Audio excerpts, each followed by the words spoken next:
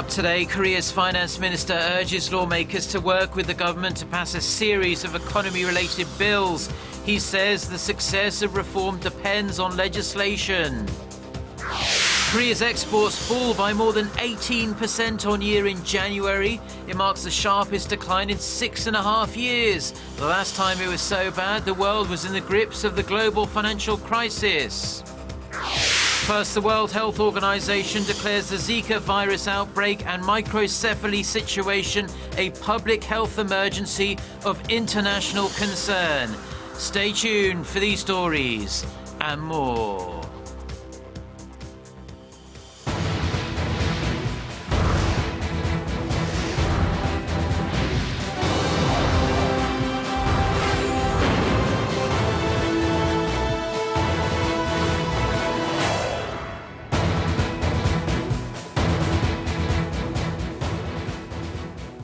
Hello to our viewers around the world. It's 6 a.m. on Tuesday, February 2nd, here in Seoul. Thank you for joining us. I'm Mark Broom. Our top story this morning. The government has once again called on the National Assembly to pass a slew of bills deemed necessary to revitalise the flagging economy. Flanked by other senior economy-related officials, Finance Minister and Deputy Prime Minister Yoo Il-ho said the success of reform depends on legislation. Our Song Ji-sun starts us off. Like standing on the edge of a cliff. That's how Seoul's team of economic chiefs describe the current situation. Saying that the nation's future depends on the reforms, ministers urged lawmakers to pass economic bills as soon as possible, adding that policies are only complete with legislation. No reform is valid without timely legislation. The government has done its best to persuade the parliament to expedite passage of the bills, but time is no longer on our side. Senior Presidential Secretary for Economic Affairs An Jong-bum held a separate briefing in the afternoon, calling on lawmakers to let the government do its job first and later evaluate the outcomes. Citing the success of crowdfunding sites, he called on the need to deregulate and carry out reforms in the finance, labor, education, and public sectors. It took more than 2 years for the bill to be passed, which enables smaller firms to raise funds through various platforms, including the internet.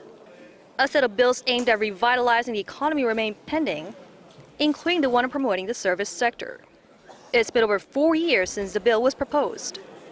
On claims passage of the bill would result in the creation of an extra 690,000 new jobs in the sector, and boost the nation's growth by 0.5 percentage point. With sluggish growth around the globe, including in Seoul's biggest trading partner, China, the presidential office stressed it is not enough to wait on demand to recover, and that reforms are the only answer. The government will announce further plans to boost domestic demand on Wednesday at a meeting of economy-related ministers. Song Ji-sun, Arirang News. Now, Korea's exports, once the main pillar of the economy, are continuing to lose steam, and fairly rapidly as well. After falling every single month last year, outbound shipments tumbled yet again in January, in fact, to a 6.5-year low. Kim Min-ji has the details. Yet another big fall. According to the Trade Ministry, Korea's exports fell over 18% in January compared to the same month last year to stand at $36.7 billion. It marks a 13th straight month of decline and the biggest yearly drop in more than 6 years, when exports tumbled over 20%. By region, outbound shipments to the European Union rose 7%, while shipments to the U.S. fell 9% and to China over 21%. The decline comes on the back of temporary factors like fewer working days, as well as a plunge in oil prices and drop in export prices. On top of that, there's the slowing growth in emerging markets. Exports of oil-related products led the decline, while shipments of cars and semiconductors also saw a significant drop. Imports slid more than 20% to $31.4 billion during the same period, largely due to a fall in shipments of raw materials and capital goods. As a result, last month's trade surplus amounted to $5.3 billion, extending the surplus streak for a 48th straight month. However, it's not all positive, as the surpluses have mainly been driven by a sharp decrease in imports rather than an increase in exports, a trend analysts say is likely to continue. The world economy, particularly China, has experienced a painful slowdown, so Korea's exports will be affected. There are differing views on how the global economy will fare this year, but it's hard to predict a recovery anytime soon. The Korean government has vowed to carry out full-fledged measures to boost the country's outbound shipments, but experts say it will be easier said than done as global uncertainties persist. Experts are stressing the need to diversify Korea's trading partners in order to mitigate the losses instead of depending so much on China, which currently accounts for about a quarter of the country's exports. Kim Min-ji, Arirang News. Now, efforts to end the deadlock at Korea's National Assembly were dealt yet another blow on Monday when the rival parties called off their meeting with National Assembly Speaker Jung Hui-hwa. There had been hope the three sides could agree on how to proceed with some contentious bills that have been stalled in Parliament. Shin Se-min with the details.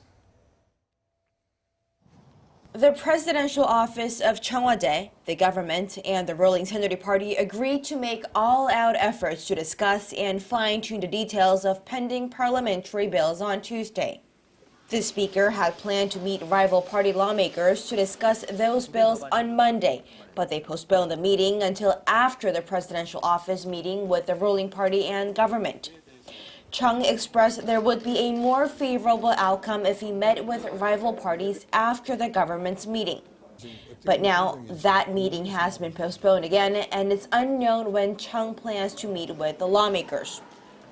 With Korea's rival political parties continuing to disagree on contentious bills, followed by the cancellation of the pre-scheduled plenary session on Friday, the Assembly Speaker is looking to do his part to speed up the legislative process. Currently, the two rival parties remain at odds. The main opposition, Minju Party of Korea, is putting priority on redrawing the country's electoral districts. How can there be discussions on revitalizing the economy when the country has not finalized a legal electoral map for more than a month now? While the ruling Saenuri camp is pressing the Assembly Speaker to exercise his power to table bills for a vote. The Assembly Speaker needs to come up with a solution to the current deadlock in Parliament because of the rival parties' continued failure to reach a settlement. With the pressure mounting on the Assembly Speaker as the political blocs are urging for solutions, concerns still linger over whether the contentious bills on revitalization and North Korean human rights will be tabled for a vote before the provisional session ends on February 7th. Shin Se-min, Arirang News. Now, South Korea seems to be opening up to the idea of a US missile defense system on home soil following North Korea's recent nuclear test.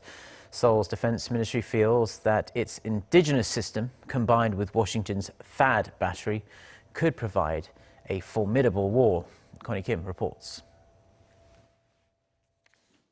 South Korea says overlapping its homegrown long-range surface-to-air missile with the U.S.'s Terminal High Altitude Area Defense System could create a multi-layer defense that would enhance national security. LSAM and THAAD are virtually separate systems since the nature and range they cover are different. The LSAM is being developed as part of the Korean Air and Missile Defense Project, slated to be ready in the early 2020s. It aims to intercept missiles at an altitude of 50 to 60 kilometers with the ability to shoot down Pyongyang's ballistic missiles in their terminal phase. Currently, the U.S.-made THAAD system is capable of intercepting incoming ballistic missiles at 40 to 150 kilometers. South Korea's latest comments are seen as a shift from its prior stance in 2014, when it said a THAAD unit on the Korean peninsula would not be needed after its LSAM system is developed. But after North Korea's fourth nuclear test early this year, speculations swirled again over the possibility of the THAAD system being deployed to South Korea. South Korean President Park Geun-hye said that any related move would be reviewed with national interest and security in mind. Seoul, however, continues to staunchly deny any claims that it's held consultations, discussions, or requests for deployment of a THAAD unit with the U.S. It's an issue that's not only drawing controversy in South Korea, but also regionally, namely in China. Amid growing speculation of a possible THAAD system deployment, President Park's senior national security aide Cho Tae-yong is expected to visit Washington this month for high-level strategic talks with the U.S. Connie Kim, Arirang News. The World Health Organization has declared the Zika virus a public health emergency of international concern. The Director General of the WHO, Margaret Chan, says coordinated global action was needed to tackle the disease in the Americas. The WHO says action has to be taken to help prevent further infections and better understand Zika's potential effects. Now, WHO officials say the emergency has been called over the cluster of serious brain defects in unborn babies thought to be caused by the virus. The UN agency says the Zika virus was strongly linked to babies born with microcephaly, but the link has not yet been definitively scientifically proven. The WHO warned last week that the Zika virus could infect as many as 4 million people in the Americas this year alone. And the Korean government is making its own efforts to prevent the Zika virus from spreading right here in South Korea. Now, concerns have increased further after the first case was confirmed earlier this week in Asia, in Indonesia, in fact. Our Park Ji-won has the details. 5 branches of the Korean government began coordinating their efforts to counter the Zika virus. During their first joint meeting on Monday, the 5 related ministries delegated their roles for the prevention of the mosquito-borne virus. The nation's foreign ministry will publicize preventive measures to Koreans residing in countries with confirmed cases of Zika virus. The ministry also advises Koreans who visited those countries to immediately visit hospitals if any symptoms appear. The nation's culture ministry will release guidelines to the Korean public on how to prevent contraction of Zika virus, while the justice ministry will provide traveler information to related ministries if necessary. Cooperation between ministries, especially between the health ministry and the safety ministry, will be strengthened as well. The set of measures follow the first confirmed case of Zika in Asia. An Indonesian research institute says a 27-year-old man living on the island of Sumatra and who had never traveled overseas was confirmed to be infected in early 2015. Researchers say they don't know how or when the man contracted the virus, as the case was confirmed while studying the blood sample for dengue outbreak in the nation. The researchers concluded that the virus has been circulating in Indonesia for some time.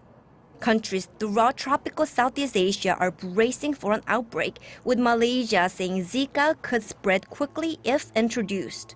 Meanwhile, CNN reported that there's new speculation that El Niño is helping the infectious disease spread rapidly around the world. El Niño refers to a warm ocean current that's known to cause catastrophic weather conditions. The Zika virus is suspected of causing grave brain damage in newborns if contracted by pregnant women, with a vaccine for the virus yet to be developed. Park Ji-won, Arirang News. Now we're fast approaching crunch time in the race to be the next president of the United States. From now until July, every state and overseas territory will hold votes in so-called caucuses to decide who should be the Republican and Democrat candidates for the 2017 election. First up is Iowa, the Midwestern state, which often sets the tone for the entire campaign. According to a poll by Real Clear Politics, on the Republican side, that man there, Donald Trump, is setting the early pace, backed by 30% of his party's supporters. Texas Senator Ted Cruz is on 24%, and Florida Senator Marco Rubio with 15%. Now, the same poll shows Democrats Hillary Clinton is supported by 47% of people likely to vote in Monday's Iowa caucuses. She is followed very closely by her main rival Bernie Sanders with 44%. The United Nations is struggling to get Syrian peace talks on track, let alone off the ground. In Geneva, representatives from the Syrian government and opposition representatives are in the Swiss city, but have not yet begun indirect negotiations. On top of that, talks that had been scheduled for Monday between the UN envoy and the Syrian government delegation were postponed as well. Officials say the talks couldn't go ahead as the opposition insists on an end to airstrikes and siege conditions in rebel-held areas before it comes to the table, something that hasn't happened. Now, delivering a statement on the negotiations, US Secretary of State John Kerry said the United States called upon all the parties in Geneva not to miss the chance this moment presents. Now, South Korea has jumped two notches to 27th on this year's Index of Economic Freedom. The annual index, released on Monday by the Heritage Foundation and the Wall Street Journal, ranks South Korea as the 7th highest Asian country on the list.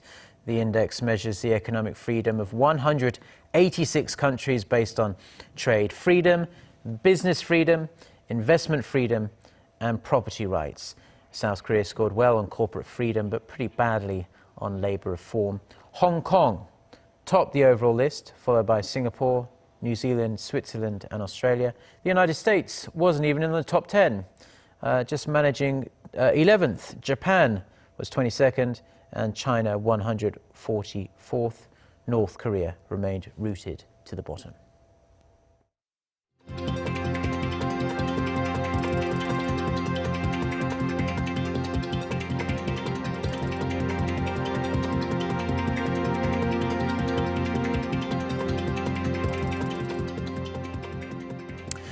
Well, that's all we have for now on this Tuesday morning here in Seoul. I'm Mark Broom. Thank you as always for tuning in, and we'll be back throughout the day with more newscasts. Until then, goodbye.